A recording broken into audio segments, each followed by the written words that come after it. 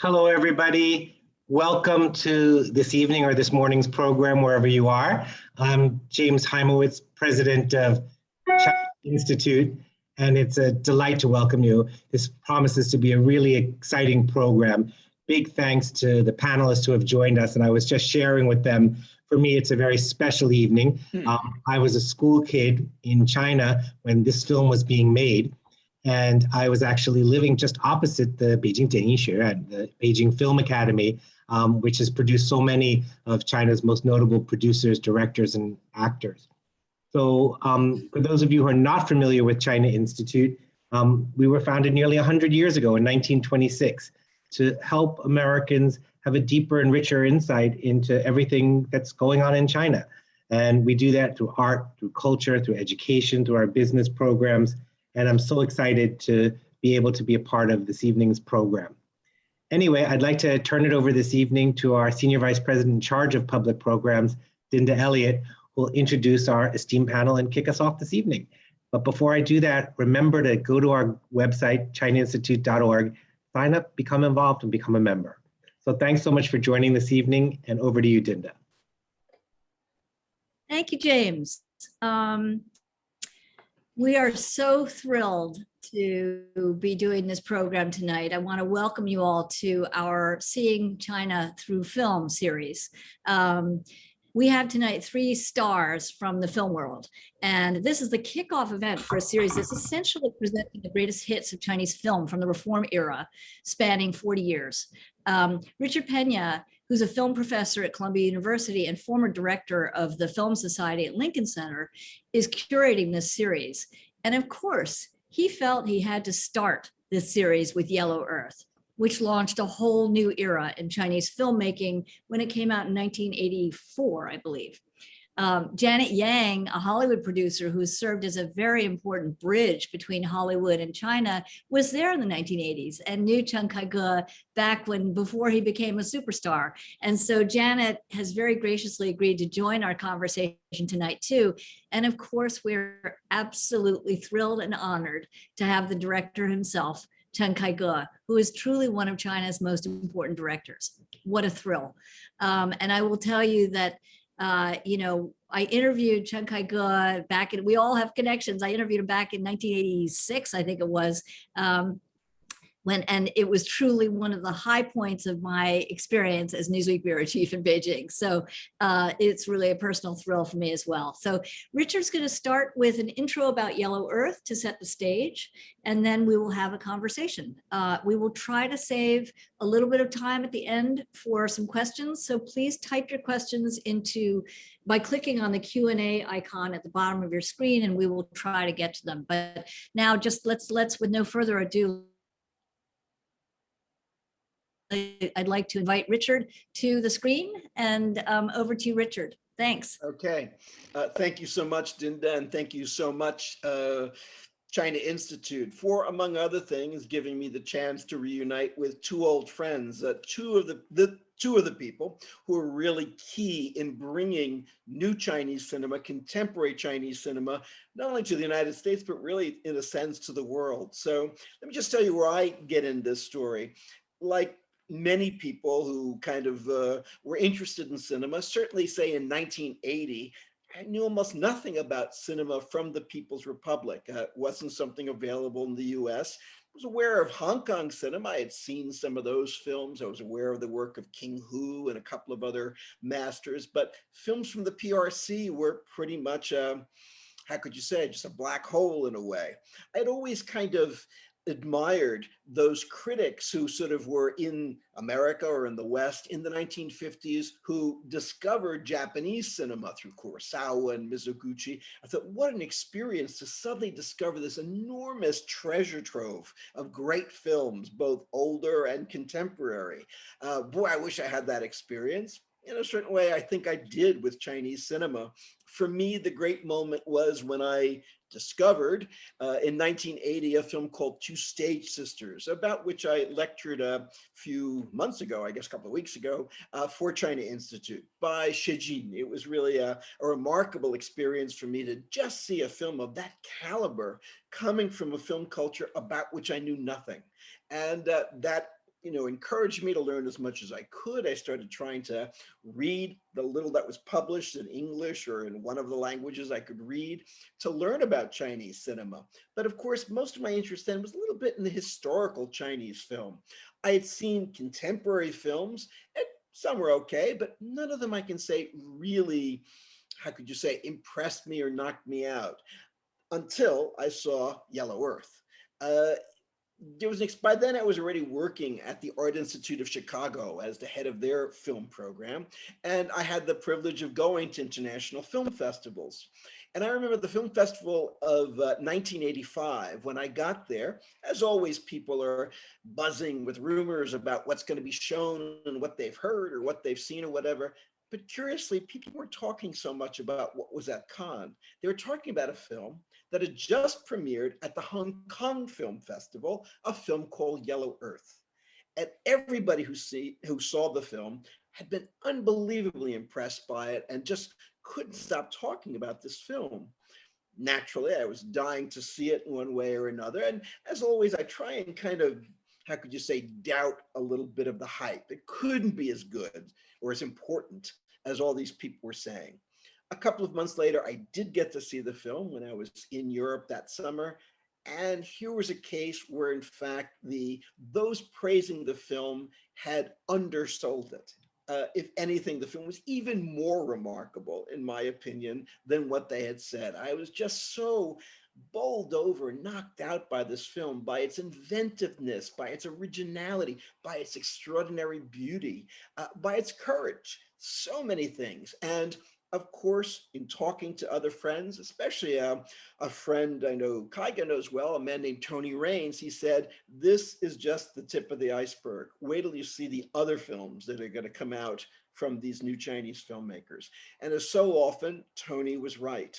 Over the next few years after Yellow Earth, there'd be wonderful work by Chang Zhuangguang, by Hu Mei, by Wu Xinyu, and other filmmakers, all of whom were part of this fifth generation, this class that graduated from the Beijing Film Academy in 1982. And of course, there was also Zhang Yimou, who was Chen Kaige's major partner in crime in Yellow Earth, unbelievable cinematographer. And a few years later, of course, he would make his directorial debut with Red Sorghum. To my mind, Chinese cinema, this new Chinese cinema, really owned the 1980s. This was the main event, the films of these filmmakers, but also films from Taiwan by Hou Hsiao-hsien and Edward Yang and other filmmakers, and even some new Hong Kong filmmakers, such as the emergence of Wang Kar-wai at the end of the 1980s. So it was an extraordinarily exciting time. Suddenly Chinese cinema was everywhere in many different forms, and indeed infinitely enriched the experience of world cinema at that time. Yet again, one has to go back and see Yellow Earth because it was such an important film.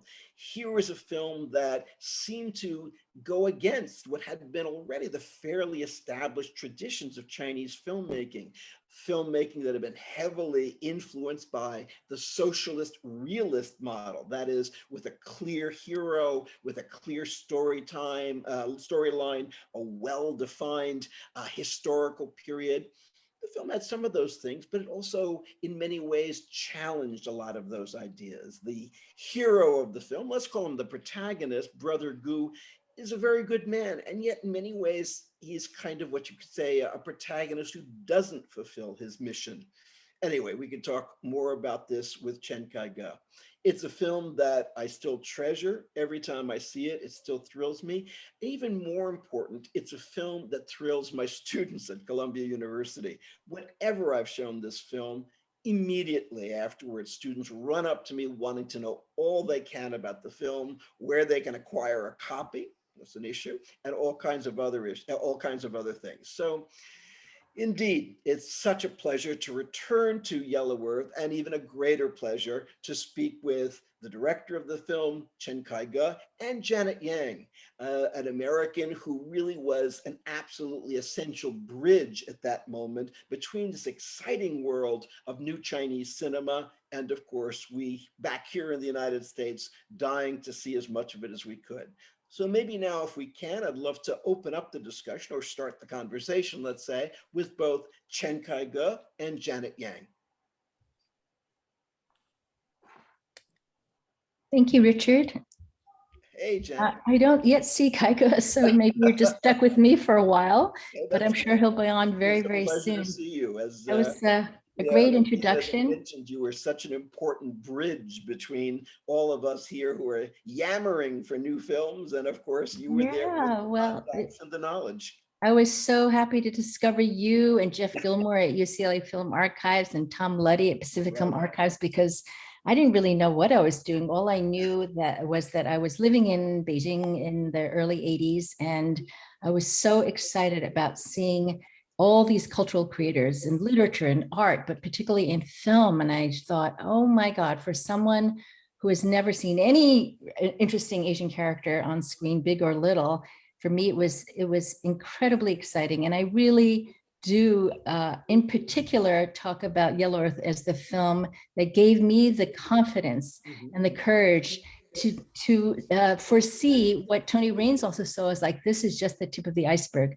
But that was the film that was a defining moment, which Right. allowed me to really explore the whole world of cinema, cross-border cinema, and which eventually led to my starting to produce films, because I was so enjoyed the experiences I had, first bringing Chinese cinema to North America, then bringing American films to China, and then working with Steven Spielberg on a movie called Empire of the Sun in Shanghai. So the 80s for me were an incredibly special period where there was a lot of fluidity and excitement that China had just been emerging, you know, from the Cultural Revolution. There were so many brilliant artists that were forging ahead. And it was great to be able to help present these works to people like you and to take them to film festivals and really have some very insightful and conversations with the Chinese film officials and the filmmakers about the future of cinema in China. Wow. So that's where Talk we about your first encounters with Kaige and Zhang Yimou and that generation, that fifth Yes, well, there was, you know, I had been looking at Chinese films. I ran a company. I was hired. It was the only job I wanted and that I felt like I was somewhat qualified for, because after living in Beijing for a couple of years and deciding that all I wanted to do was bring Chinese cinema over, I fortunately connected with a company in San Francisco that had a brand new theater they were building, and that was also interested in bringing Chinese cinema over. So they hired me to run the company. And so it really was my job to travel back and forth to China and keep looking at all the new films. And it was very fortunate that just at that time, Yellow Earth was such a film, and it just blew me away. And I thought that, you know, the world needs to discover this film. The music was so haunting, the shots were so beautifully constructed. It took you to such an interesting place in China, in Shanxi, you know, a very remote part of China that few foreigners certainly had been to, if even Chinese. And yet it was just this incredibly both subtle and complex story that just emerged as a very, very sophisticated and brilliant work, in my opinion. And I think that got people like you and many others excited to just now want to know as much as they could about Chinese cinema at the time. And those fifth generation filmmakers, especially Kaige and especially Zhang Yimou, they have, of course, become the top, you know, the A-list directors of China right now. Yeah. And it's been wonderful to chart their incredible careers. When you were in China in the 80s, the studio system in China, where, of course, you had government-owned and operated film studios in every province and sometimes a couple in a province, was very much in effect. What was it like working with those studios? Well, you know, there was a certain convenience of having everything be controlled from the top, because, for instance, when we needed permission to shut down Shanghai, essentially for Empire of the Sun, we went right to the top. And once they said, okay, then everything trickled down. And the same might be said for the studio system. It was, oh, there's Kaige. So I'll make my statement and welcome, Master. I'm Hello, just going hello. to, so, hello, Kaiga. Hey, Washima, Kaiga. I'm just going to finish this sentence and then all the attention will be on you. But as Kaiga well knows, and as you know, Richard, the system was for essentially each province had its own film studio. So Beijing had its own, and Shanghai and Xi'an had its own. And so there was this, Changchun was another, the army had its own film studio. So it was very, very organized in terms of who was being basically assigned to which studio. And fortunately for Xi'an Film Studio was Kaiga and Zhang Yimou, Tian Zhuangzhuang, and many others who were under, at the time, the tutelage of the filmmaker Wu Tianming. So that's the perfect segue to bring Kaiga into this conversation. Kaiga, wonderful to have you. Thank you so much for being with us. It's great to see you again and to have a chance to talk about exciting times. Thank you, Richard. I'm really sorry that I was a little late, and but I'm so happy to hear what you said. I really appreciate, and Janet as well. Of course, that both of you are the people that introduced Chinese cinema to the U.S. and physically that Janet just brought Yellow Earth to the American theater. Back to the 80s. I really appreciate it. Thank you so much. Can I ask you, Kaiga, that of course you come from a film family. Your father was a film director. So I'm wondering, what are your earliest memories of movies, and in particular, Chinese movies? Well, of course that when I was very little, like 4 or 5 years old, that I just went to the film set to see how my father made a movie there. But, my deep impression that I got from the set is that why they're so slow. They probably took 2 or 3 hours to get one shot down.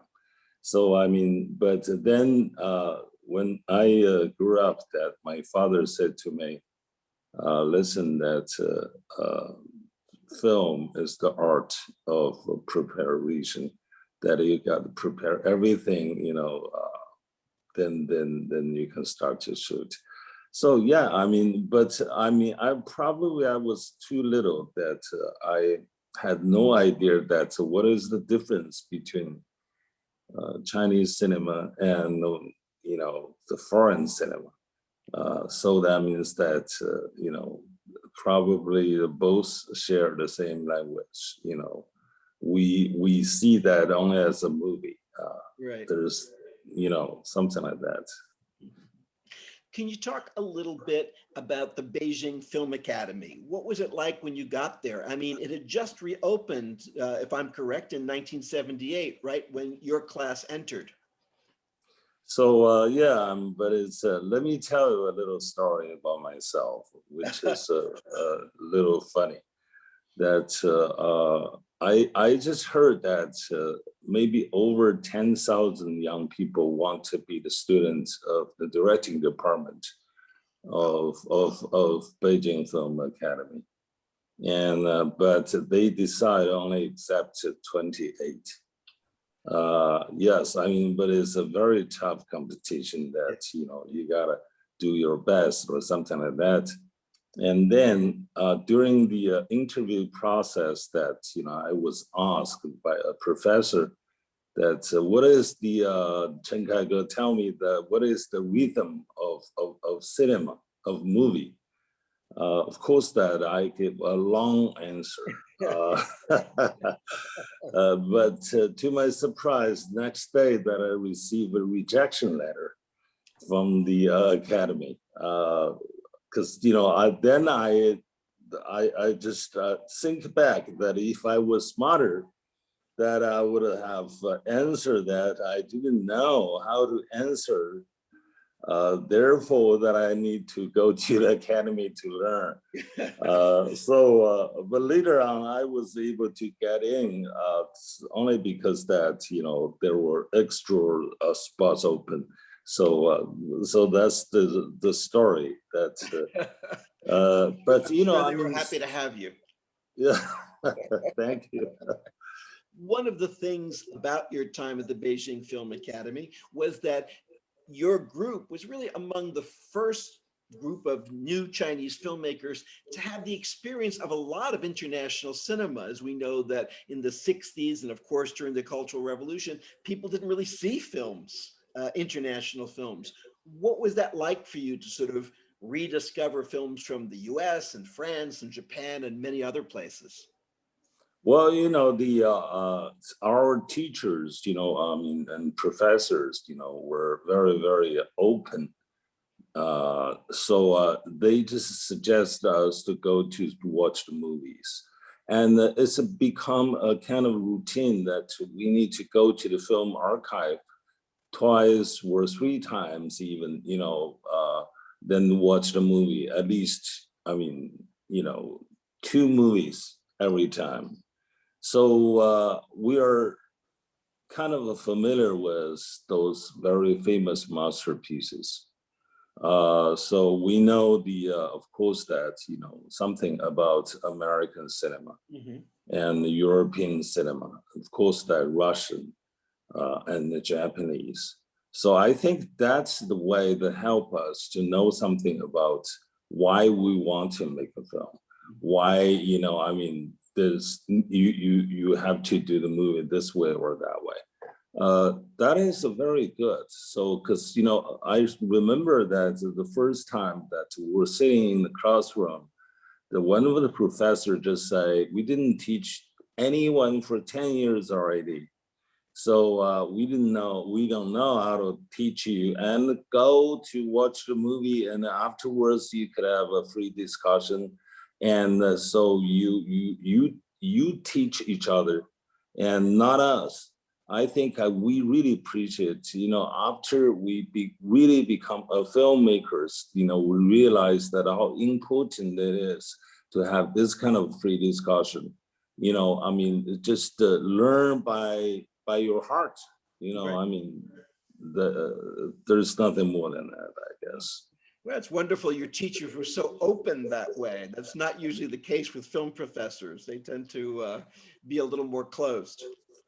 Yes, yes. And also that a lot of I could give you a very long list, of the directors who influence us. We were, of course, that my king in the West is David Lin. Lawrence of Arabia is my Yeah. Bible. Yeah. Well, I remember that when I was living in New York, and once that I watched that movie three times in a week. So it's just amazing. I feel a lot of things I couldn't even describe, by words. And in Japan, of course, that there's similar director named Kurosawa. right. I met him once in person. That I just feel like he's fantastic. He has sense of humor. He doesn't pretend that I'm really a master or something. That he just say a lot of good things about young filmmakers. And look at what he did, Ran and the Russian Man, and those movies are just incredible. Yeah. And I could give you not a lot of other names. Particularly I want to mention David Griffiths. What is the movie called? Intolerance? Intolerance, yes. Intolerance. Yeah, that is. After I watched this movie, I just say to myself, everything is done already. There's nothing more anyone can do. No, that's. Well, I So disagree with you on that, because I think you did something very new with Yellow Earth. Can you tell us a little bit about the origin of the idea, of the concept to do Yellow Earth, and how you became involved in the project? Yes, I mean, just now you were talking about the studios. I mean, China at that time, you know, in the back to the 80s, all of the production companies were state owned. So one day that, you know, I was borrowed from Beijing Film Studio to Guangxi Studio, which is a very small one that Johnny Mo and others were there.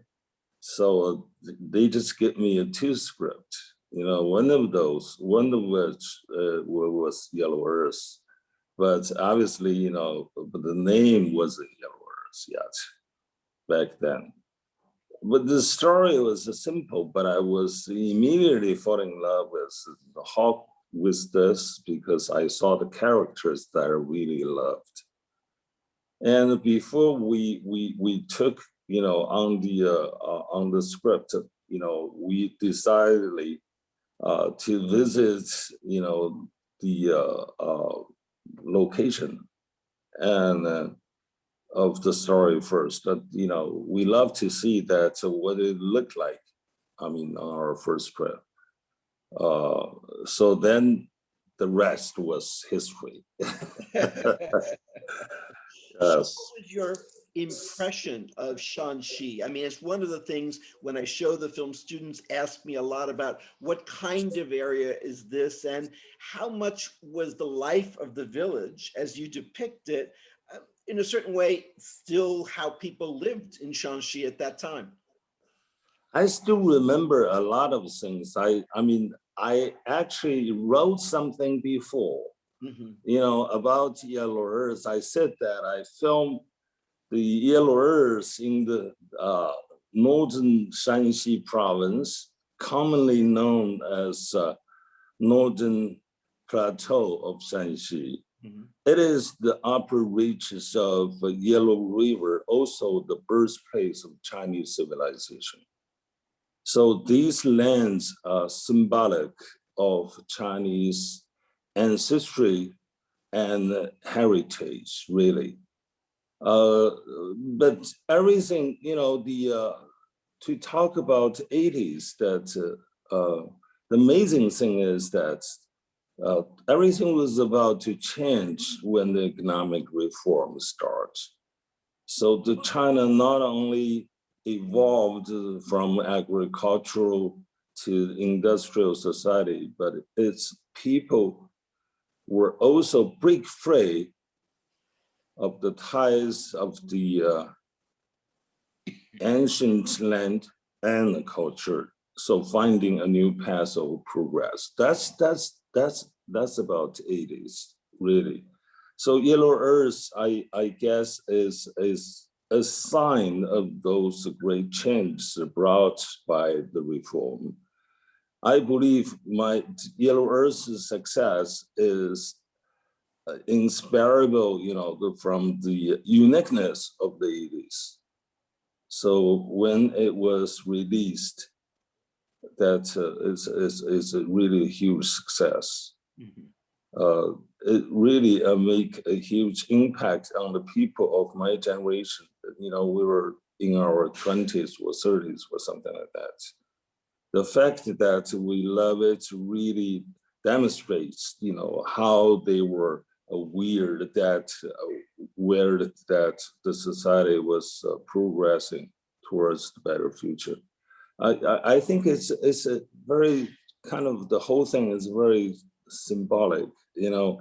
And we let me say something. We never been there before. Really? You know, yeah, we had only heard of that being very remote and a barren piece of land. You know, especially in the winter, there's no grain could be seen. So you can only see the Yellow River floating ceaseless, you know, through the hills, you know, that kind of thing. But when we actually, you know, went over there for the first time, that we immediately fall in love with that. The emotion that, you know, we, even today, that I cannot say that what it is. We love it, you know, for its serenity, and impoverishment. We stood on the, we remember that we stood on the bank of the Yellow River for quite a long time, staring gently at it as if as like look at our mother or something. You know, Yeah, yeah. true. At that moment, I began to have some idea as to how to make Yellow Earth. That's the moment that, Right. but later that we used the long lens to capture the silky motion of Yellow River, the lonesome trees, and the men who soundlessly, you know, play their drums, and the women who were extremely shy. So the movie was made by those, you know, I guess that are very important elements: the mountain, the river, the land, and the people. So everything combined together. One of the things that is so important and is so impressive is, of course, the film's remarkable beauty, the great visual style. Can you talk about how, in working with Zhang Yimou, you came up with that very distinctive style? People have often compared it to Chinese painting, for example, of the Song Dynasty and other kind of great moments in Chinese visual art. Yes, I mean, we just working very closely, and as a director and a cinematographer. So in fact, that, you know, when we were in the school to receive our film education, our education made us to believe that we kind of dislike a lot of dialogues. So I hope that, you know, so the film could tell the story itself to express everything through the strong visual in our works. Those things work well because the local people there didn't like to speak either. Yeah, they didn't really speak that much. They were good at using their body language, you know, which is very, very interesting. Therefore, we spent a lot of time exploring the relationship between the environment and its people. For example, the lands were vast, but the humans were very tiny. So in the Chinese philosophy, there was a saying that anything great has no shape.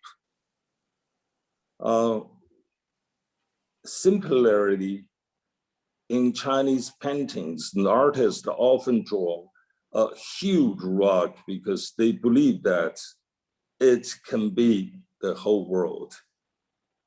And as the filmmakers, we also, you know, just to try to describe the relationship between the world and its people. I think that that's the original idea that even before we start to shoot the movie, you know, is very clear. And everything is so quiet, you know, but there is something that's really, how can I put this? You know, it's to show it's kind of, you know, human dignity, you know, through your camera. And you tell people that those people suffering the poverty, but they have their dignity, you know, something like that. Yeah. Let me see if I could get Janet back into the conversation for a moment. Janet, could you talk a little bit about bringing in international production? Because one of the things the fifth generation did was really internationalize Chinese cinema. Suddenly there was some co-production coming in from France, from Germany, from Japan, and from the United States. So could you talk just a moment about that? I could, but I want to just riff a little bit on what Kaigo was saying about the 80s, because despite the fact that I didn't grow up in China, Yeah. I felt so drawn to that period. There was a certain purity and innocence, and he talks about dignity, and there was just kind of more space and time to reflect about the deep issues of the human condition. And I think that's one of the reasons that Yellow Earth is so powerful, because it took its time and it seemed to really embody so much of the depth of the human soul in it. And that's not a bad segue perhaps for talking about international co-production. I think a lot of people who had the privilege of experiencing China at the time also felt that. So, you know, there was a lot of optimism, there was a lot of forward thinking, and things were opening up and there were more exchanges. I was able to bring a lot of American films and filmmakers over. I brought Gregory Peck over with Roman Holiday, and there was still this wonderful sense of exploration and discovery. And so naturally, Steven Spielberg was very charmed by China, as was Bernardo Bertolucci making The Last Emperor there.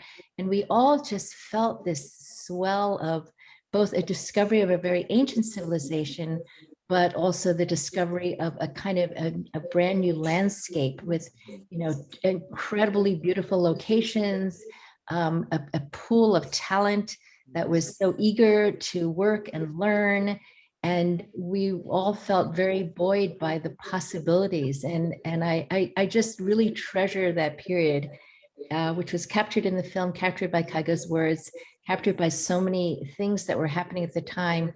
I have some memories, you know, I was bringing studio executives over, and I have all these pictures of Kaigo and Zhang Yimou and other filmmakers. We're sitting at a dinner, and there's such a sense of joy and and excitement to have broken down a barrier. Like, you know, even these rather jaded executives were so excited, they could feel the energy in the room.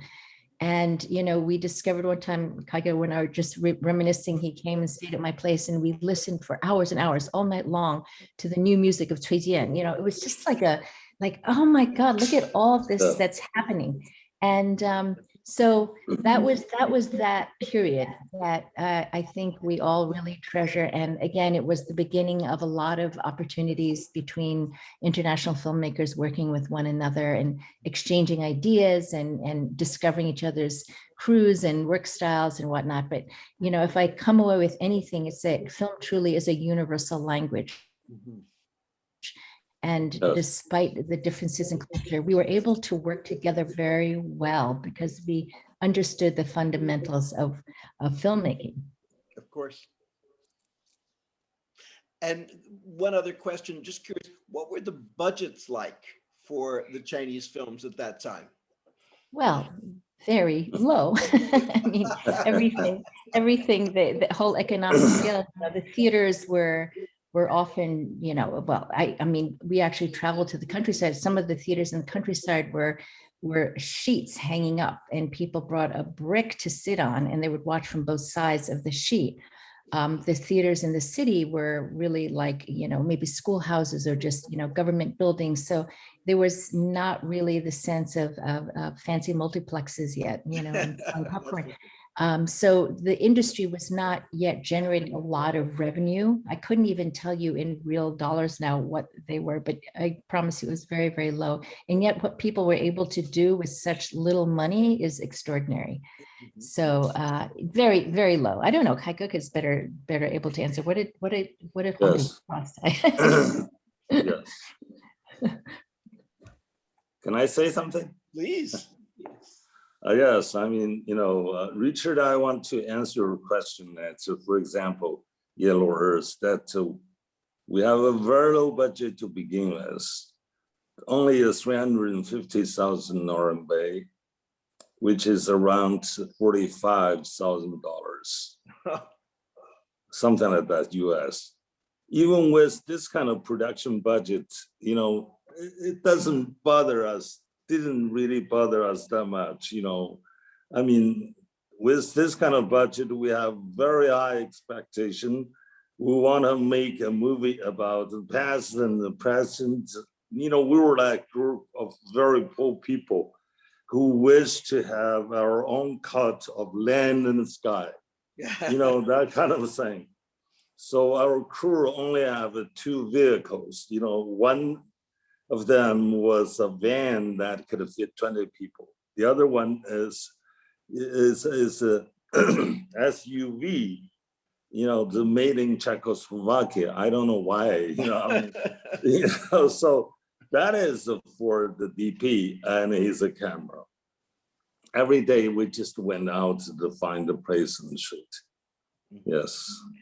I also want to ask you, Kaiga, one of the things about the film that again comes up, I'm now talking from my teaching, is that the ending is so open to the film, which itself was quite different from Chinese films before that, which tended to have very fixed messages or whatever.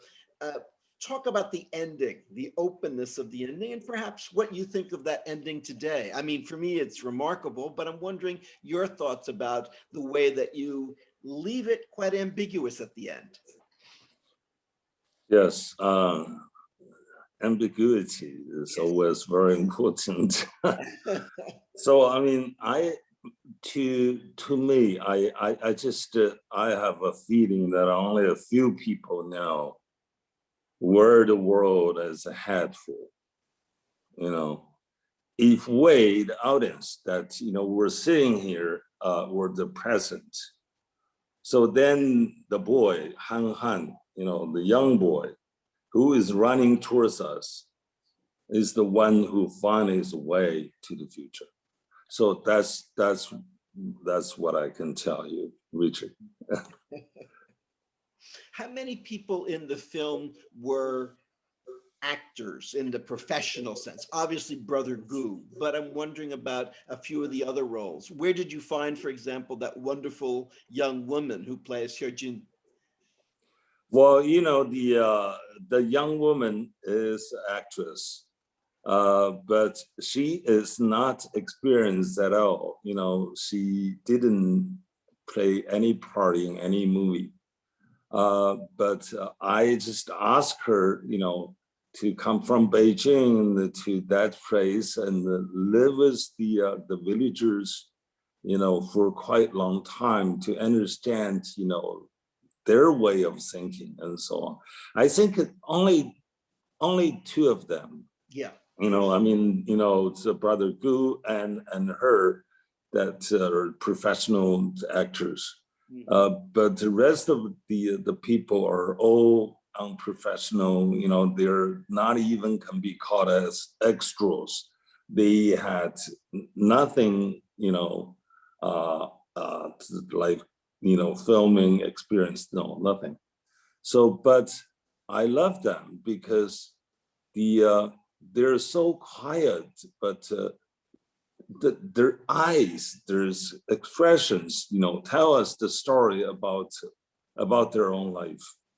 So we don't need really, need them to do their performance, to act, but they already told us the story, And finally, I wanted to ask, Yellow Earth gets shown at Hong Kong, many other festivals, is widely praised everywhere. What was the impact directly on you and also of your colleagues from the fifth generation, the great success that Yellow Earth had? I must say that I was very lucky that to have a chance to make this movie. And also that because this movie that for the first time that I traveled to Hong Kong, and later on that I went to Hawaii and other different places, to receive awards. That's amazing. But I think that the success of the movie help us, particularly help me, to got a more chance to do the movie that we love to do. That is the thing. That is the most important issue. But yeah, of course that the other people from the crew later on become directors as well. So I think that's a great thing. I really believe that this is the very beginning. Yellow Earth is the beginning of fifth generation is the film career. Really of the new Chinese cinema. I mean, yes. it's true. I'm not just praising you, Kaiga. I mean, really, in a certain way, it marks a new moment in the history of Chinese cinema as far as, and it's not to, again, put down other films or whatever, but indeed with Yellow Earth, a whole new Chinese cinema was born. Thank you so much. And also that, I want to add one more thing that I always ask myself. Can Yellow Earth be made today? Good question. And And the answer is no. With one reason or the other that I think can be very hard to make this kind of movie.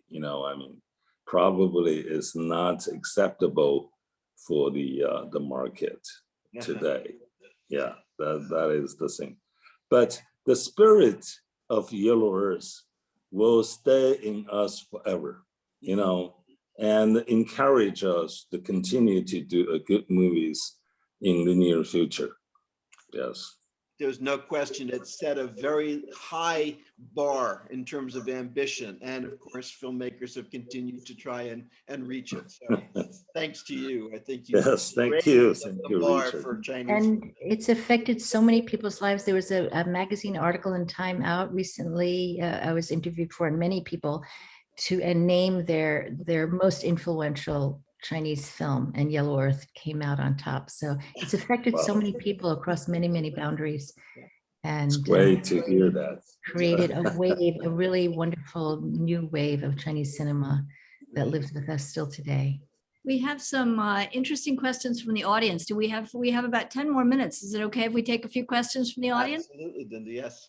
Okay, wonderful. So Kaiga, you mentioned the East-West Center Yes. Hawaii International Film Festival when Yellow Earth was screened during the 80s. And one of our guests tonight it sounds like this person was there at the time and is saying it was such an exciting time for people who were involved with the festival.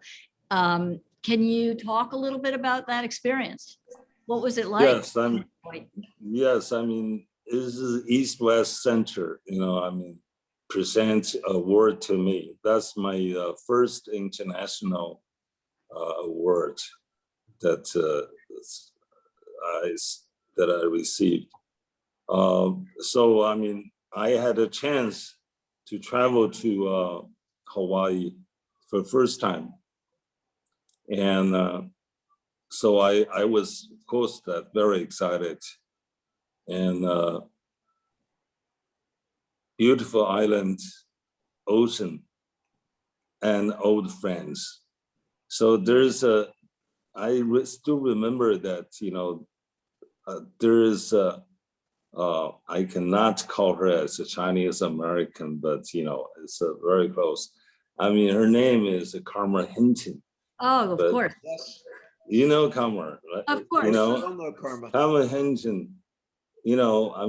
We just when we were very little in China, that we really admire her, and because she was probably belonged to a very small group, the foreign kids, grew up in China that speak the Beijing Hua, like us, something like that.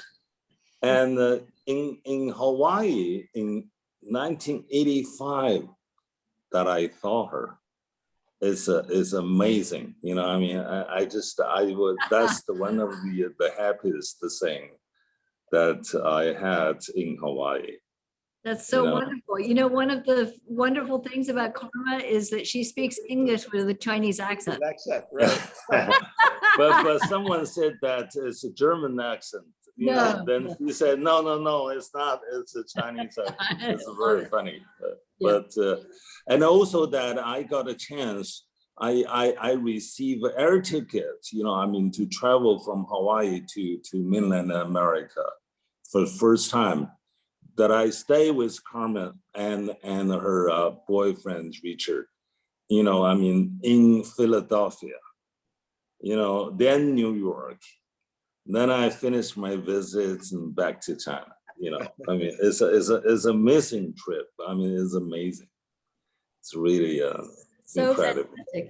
Okay, so another good question is, which sort of speaks to what you were saying about, you know, whether you could make the film today. But the question is, when you were making the film, you know, because we in the States, we don't know what it was like in the 1980s. When you were making the film back then, were you thinking about the box office at all?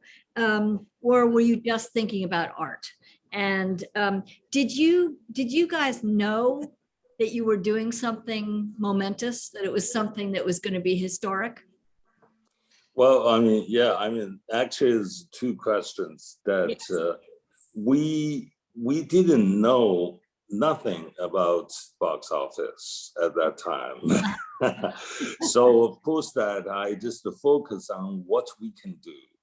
You know, I mean, we're not just say, hey, this is a very arty film or something like that, but it's the movie that we love to do. That's the issue. And the second question is that, no, we didn't know that we're doing something great. So we just do whatever we can, you know, I mean, and then we are proud of ourselves that not only because of this movie, because that the life experience that I got from the last decade. So that's the thing. Mm-hmm. Well, one of the other questions you answered already, which is, could a film like Yellow Earth be made today in China's, you know, in China? So that's interesting. Difficult. That could be very difficult. Yeah.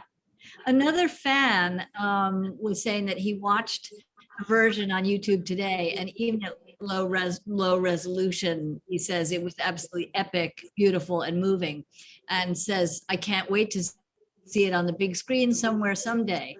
But he says he was surprised that Criterion or others have not made available a good print for DVD or streaming and in a region 1 version. And the question is it a rights issue? Is there any way, any plans or possibilities for a re-release or reissue so that we can all watch a perfect high quality version?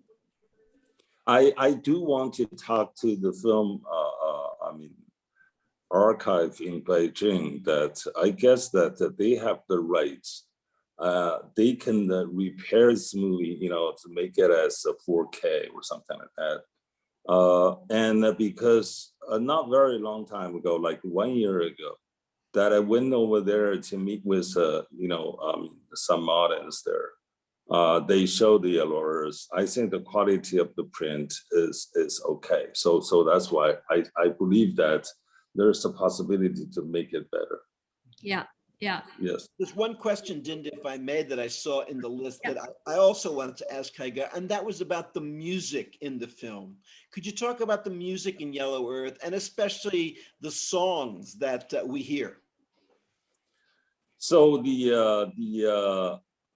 yes, I mean, it's a really amazing thing that we can talk about.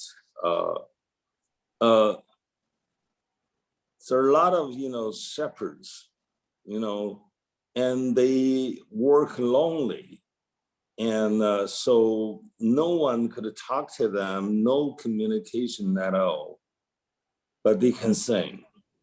All of a sudden that you hear, their song is called, Shanbei Mingge, meaning that, the folk song from the Shanxi province. I mean, it just, bursts out from the hills. But the most of the time, you couldn't see them. You have no idea where they were. And